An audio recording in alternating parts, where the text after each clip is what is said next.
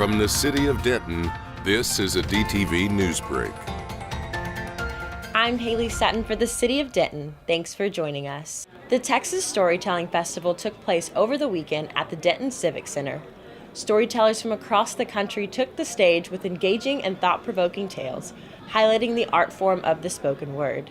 And someone put that hat in his hand and it was overflowing with cash. And Blue handed it to him. And the man looked at it and said, I don't need this much. And he pulled out as much as he needed for the bus ticket. And we all of us who had been completely invisible and non-existent and simply witnesses all said, take what you need, take more. And the man said, no, I have to go catch a bus.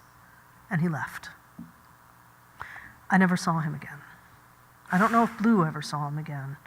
But Blue had that kind of effect on people. And maybe I should have started by saying the first time I saw listening save someone's life. The Denton Public Library was awarded the 2017 Texas Achievement in Library Excellence Award. The award honors library systems that meet the highest levels of programming and service expectations, with less than 10% of the state receiving recognition. You can learn more about what our library system offers by visiting dentonlibrary.com. Denton County Friends of the Family is hosting a domestic violence and sexual assault workshop on March 20th.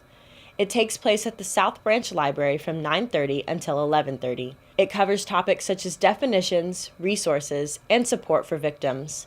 It's free, but not intended for those under the age of 14.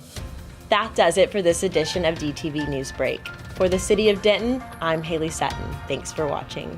Watch more city videos at youtube.com and visit our website. Stay connected with the city of Denton.